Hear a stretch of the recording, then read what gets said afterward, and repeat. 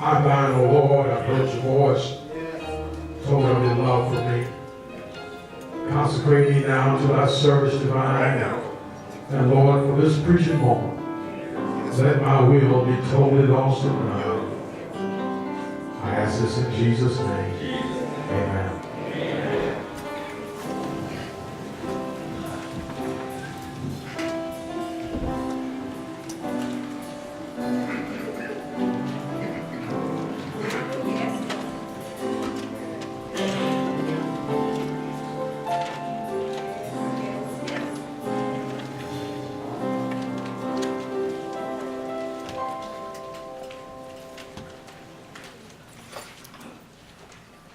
With this morning, you look with me at 1 Corinthians chapter 15. You heard Dr. Jackson read that.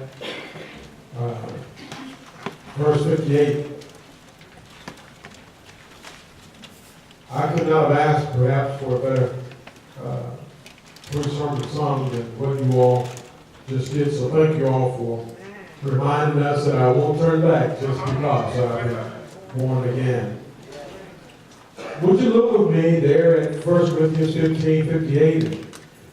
You did such a great job of reading it earlier. Let's look at it one more time. Therefore, my beloved brethren, be ye steadfast, unmovable, always abounding in the work of the Lord, for as much as you know that your labor is not in vain in the Lord. I got a few notes that I'm going to use this morning, but allow me to I can just jump from right there and just remind somebody that your labor is not in vain. It may seem like it may seem like you're unappreciated. It may seem like nobody wants you, but can I just tell you, your labor is not in vain in the Lord. I wish I had one or two folk who would just look at yourself and speak to yourself, because other folk may not do it. Speak to yourself and tell yourself, I heard the Lord say, my labor is not in vain.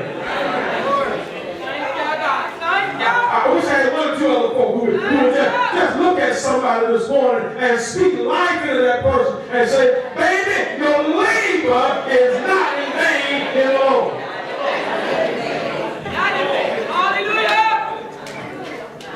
I'm trying to get somewhere. I want to say a few words this morning, but before I get to my notes, can I just help me one more time? You know, somebody still hasn't got it. Will you help me one more time? Just look at somebody and tell them, your labor is not in vain in the Lord.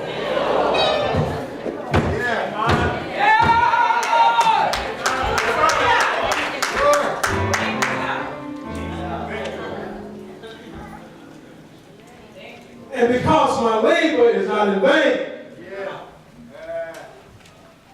therefore, be steadfast, unmoved, always abounding in the work of the Lord. I want to just talk this morning. We'll be finished. I want to just talk this morning as we continue our discussion of men. Praise God for men.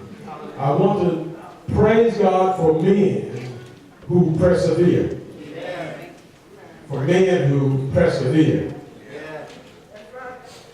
Praise God for men who persevere.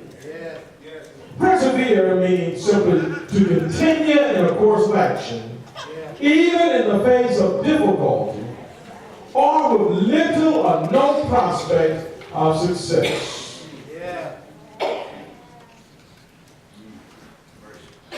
Praise God for men who persevere, who push through in spite of the difficulty, and in spite of folk telling them that you cannot do it. Praise God for men who will push on when other folk have said that you're not going to succeed. And might I insert parenthetically at this point, I'm not just talking about men. This month is focused on men, but women, you get some, you can take the same thing, and I could preach the same sermon, and take women and insert and just put W-O in front of men. If Marx wasn't so close, I might have just changed that and put women and preach the same sermon. Y'all will remember this next one, so I got to do something different. So praise God for men who persevere, who push through to the end. Our history is filled with perseverance. Our history is filled with folk who pushed on. We all know that it was James W. Johnson who said, "Let us press on until victory is won." How much that song means to us as a race of folk, that we've got to press on, we've got to persevere in the face of difficulty. When there seems to be a little prospect of success, we've got to press on till victory is won. The old church sang the song like this: "I believe I'll run on and see what the I believe I'll run on just to see what the end is going to be." Praise God for men who will make a determination. I'm going to run on to see what the end is going to be. Now, just to show you that I did do my homework, I know that 1 Corinthians chapter 15, he talks about victory over death. And we read that at funerals. We talk about that at funerals. And then, however, when we get to verse 58, it's a lot more than just funeral stuff there. Come on, sir. Come on. It's a lot more than just funeral stuff. Now we're talking about victory over death. If you back up a little bit, you'll see, death, where is our sting? And where is our victory? We see that. But in verse 58, we talk about pressing on, being steadfast, and being unmovable. And I believe the call is out this morning to church members, men and women, to persevere, to see what the end is going to be. I testify to you today that we are about to celebrate 150 years of service here on this corner. Because somebody decided I will press on to see what the end is going to be. Fellows like Deacon Julius Rogers, Joe Howell, P.M. MacGyver, Flanders Pray, and Deacon Will Bacon, and about 35 or so other folk who joined together to say, we're going to press on, see if we can establish a church here at the Crossroads. They worked hard, they went through stuff, and no doubt, I wasn't back there 150 years, and neither were you, but I can tell you, folk will be folk. And there was probably somebody who said, listen, let's say it like this, they ain't got no business leaving this church and going down there. They ain't got no business trying to start no church down there. But those men pressed on in spite of the difficulty. And so now we sit here in Bacon Missionary Baptist Church on the corner of Dunleavy Road, Timothy Dunleavy Road. Thank God for men who persevered. Thank God for men who are still persevering. I didn't have time. I didn't have the space or the time to call everybody's name. So I thought I'd just mention our deacon leadership. Deacon Jackson, Deacon Hampton, Deacon Cobham. And they represent, and listen, they represent every one of the men in here. So thank God for men who are still pressing their way to make something happen here on the corner. Thank God for those men. And I don't know how you feel about it, but let me just, my notes are already done, but this morning we had, what was that number again?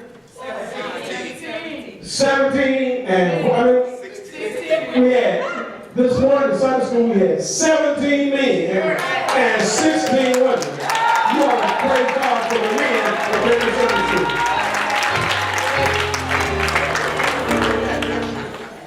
Now I want to ask you to do something, help me out, man. Now, next Sunday is high attendance. This was a practice round. But when you come next Sunday, Now listen, women, y'all close your ears for me. Y'all know they're going to try to get more and more. You already know that. Y'all already know. So women, open your ears back up there. Thank God for men. Yeah.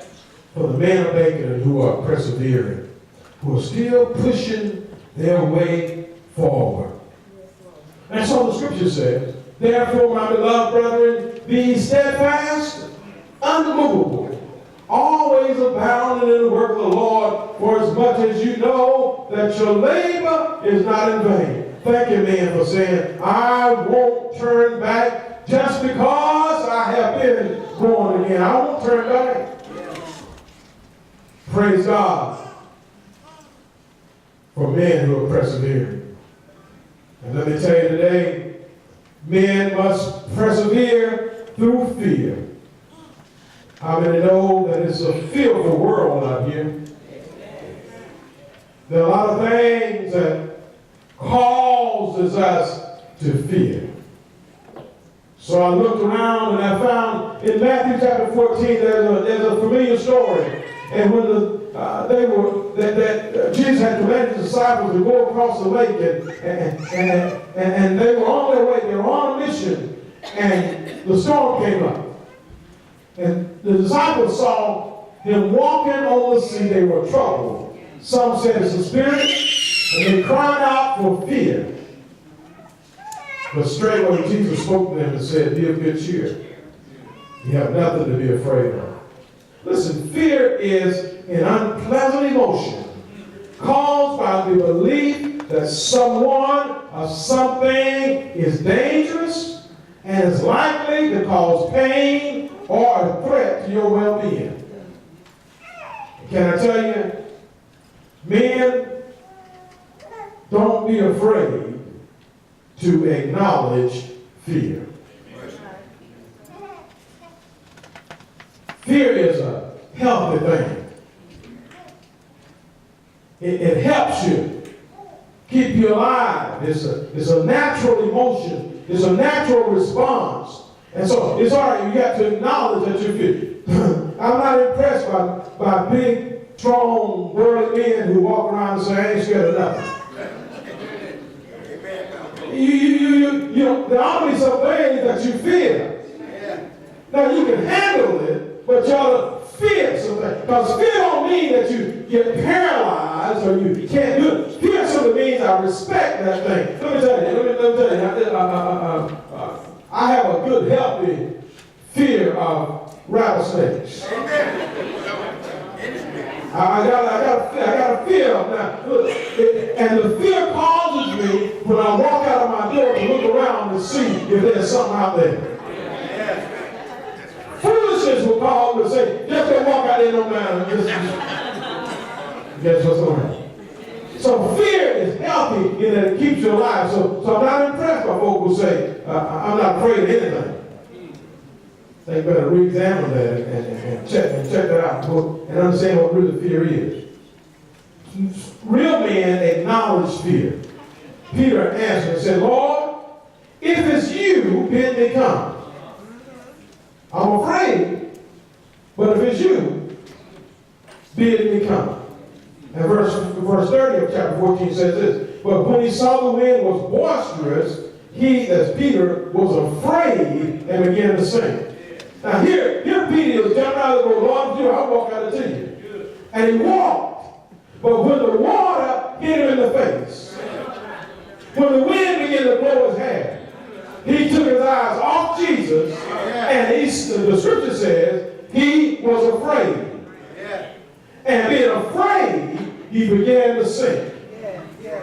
The problem with that was not that he was afraid, but his fear made him take his eyes off Jesus.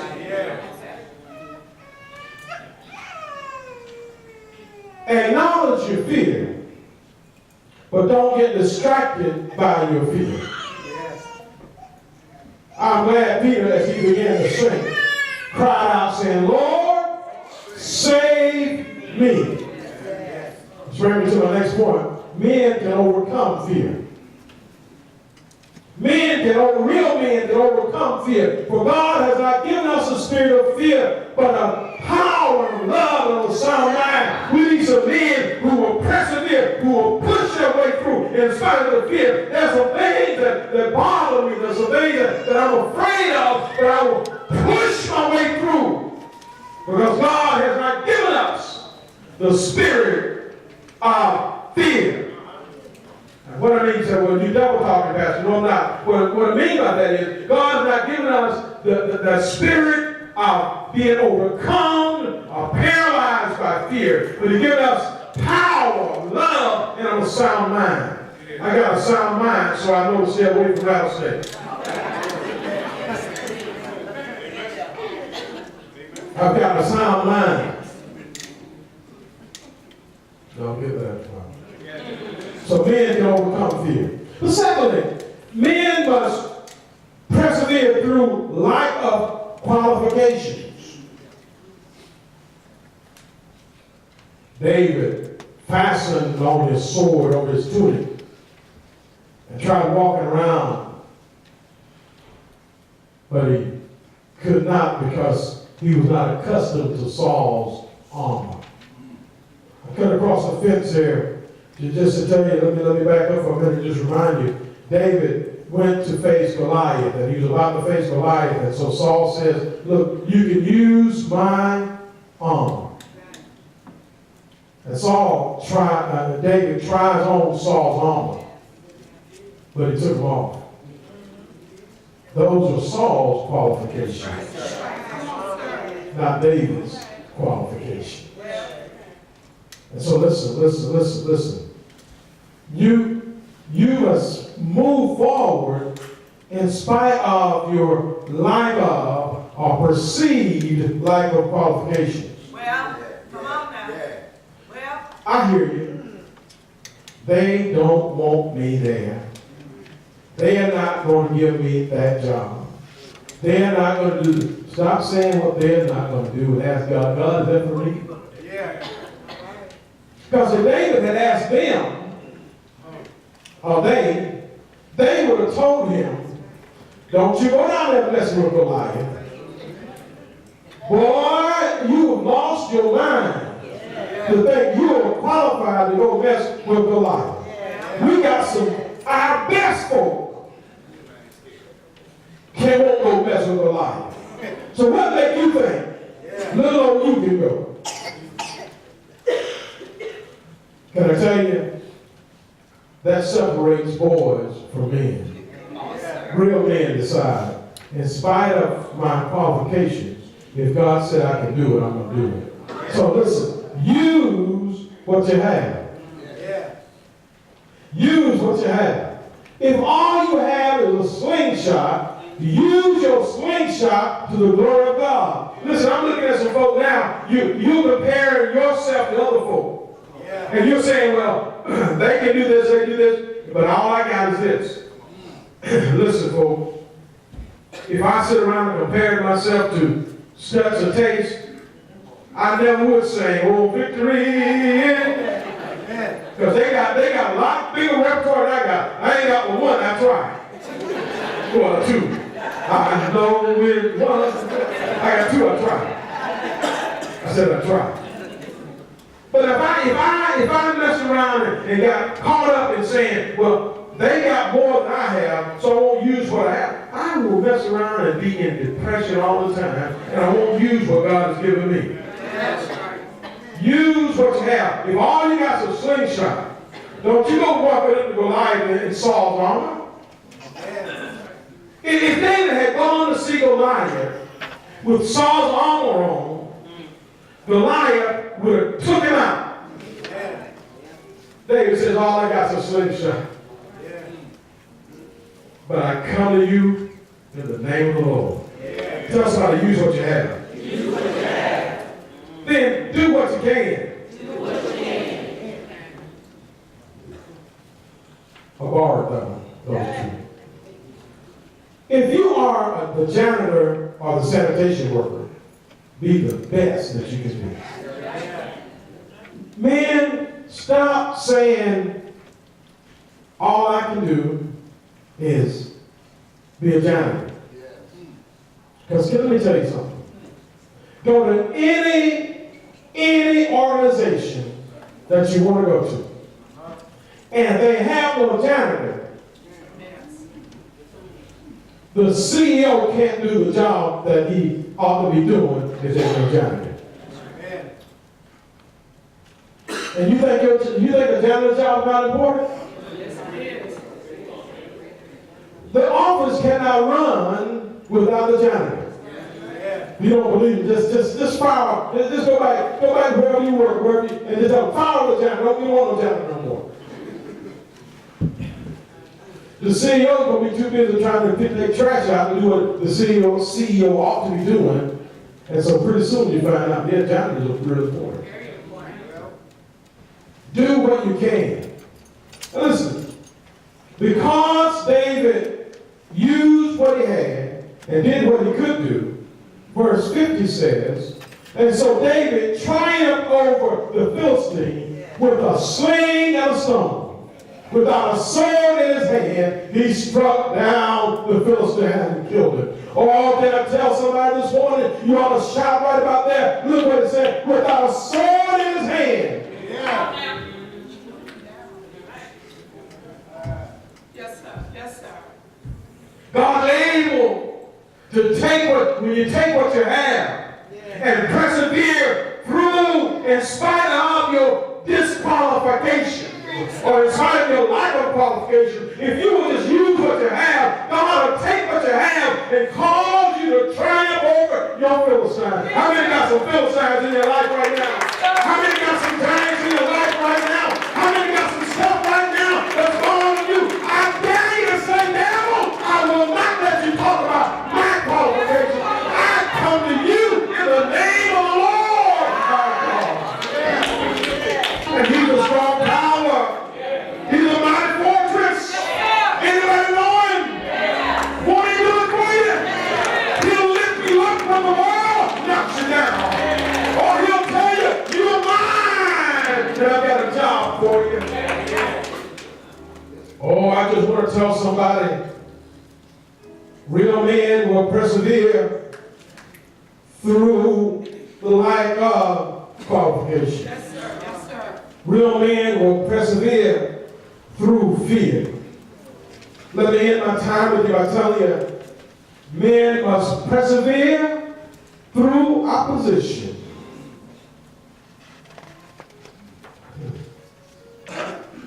I hear you. I hear you, men and women. I hear you. I got so much stuff coming against me. I'm just going to quit right now.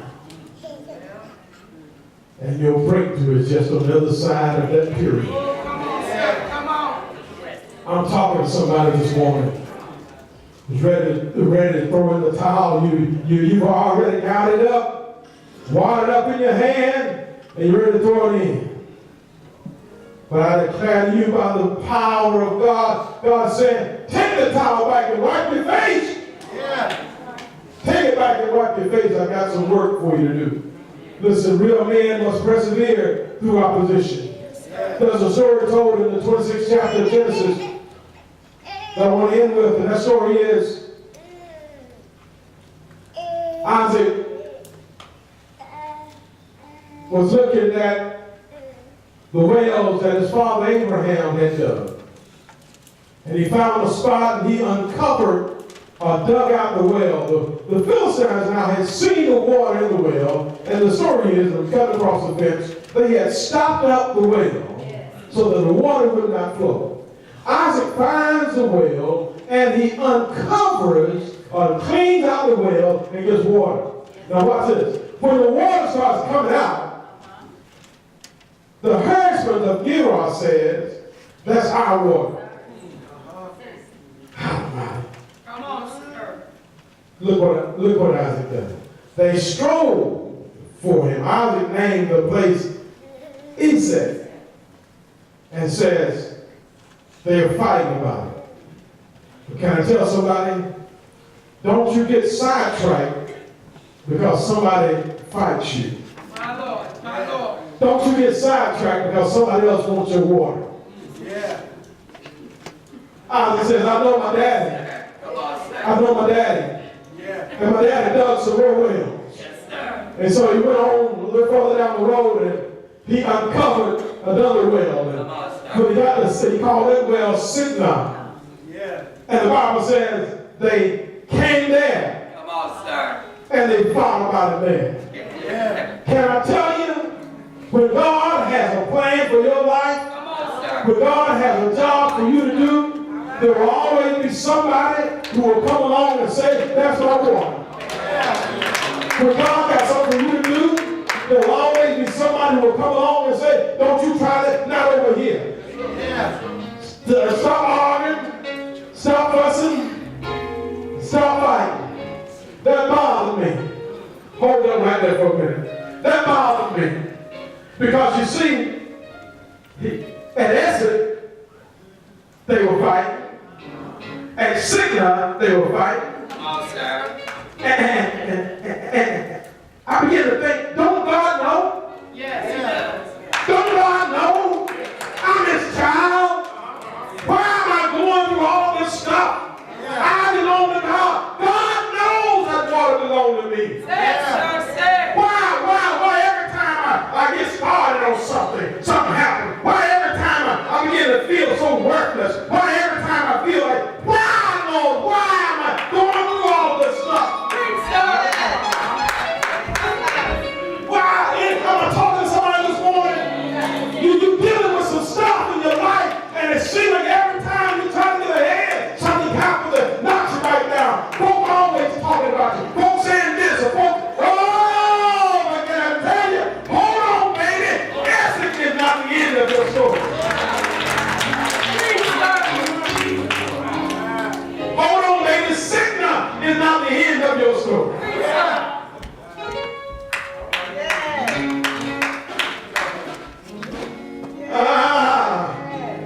Don't get sidetracked by the fight. Sidetrack. And don't you quit at Essek. And don't you quit at Signa. Yeah. Because I got one more well to tell you about. Isaac went on down the road, go to the next one. And he moved from there. And he dug another well. And for that they strove not. Yeah. And he called the name of the place Rehoboth. And he said, for the Lord has made room for us. Yeah. I wanted to stop there, I'm trying to finish now. He named the place Rehoboth. Essek he found, Signa he found, but God had something else for him. Yeah. He named this place Rehoboth. For he said, now God has made room for us. Y'all don't be shouting right about that because God has made some room for you. The enemy tried to stop you. The enemy tried to knock you out. The enemy took you there, there, and yonder. And everywhere you went, it seemed like it wasn't going to work for you, but you just kept on going anyway. You kept on in spite of fear. You kept on going. In spite of disappointment, you kept on. Anybody know? You just got to keep on going. Because the Lord will. Anybody know He will? The Lord will. He'll make room for you. He'll make room for you. Anybody know? Anybody know that the Lord will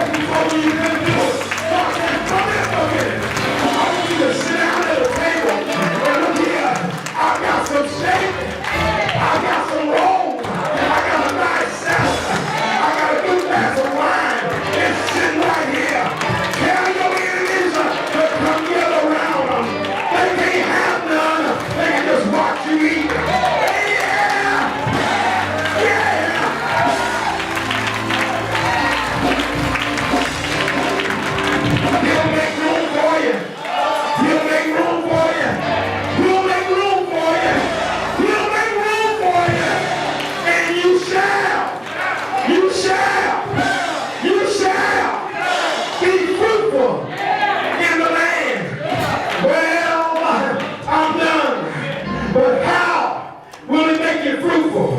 Well, they'll just tell somebody it was on a Thursday evening in the Garden of Gethsemane.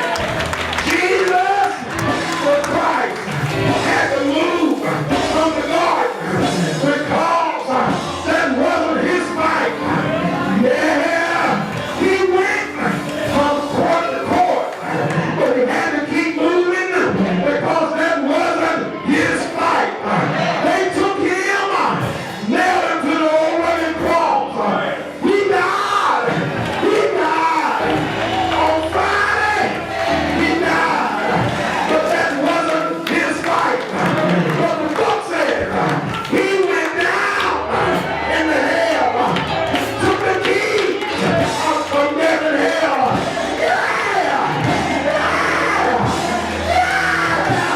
I'm trying to tell you, don't you worry about fighting when you're not supposed to fight.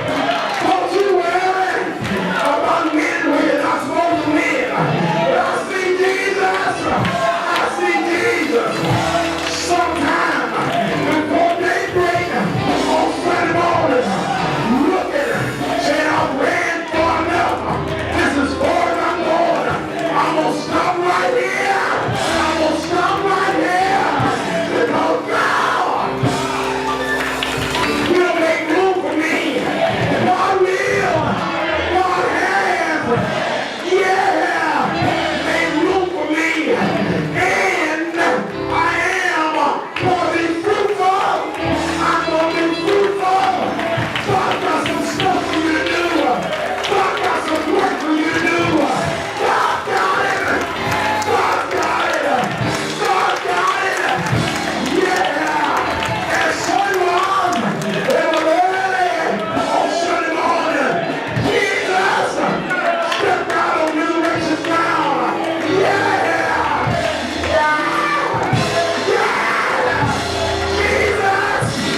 Jesus, he won. And because he won, you're going to win. You are victorious in all these things. And so then, I just want to tell you, be steadfast, unmovable, always abounding in the work of the Lord, because you labor.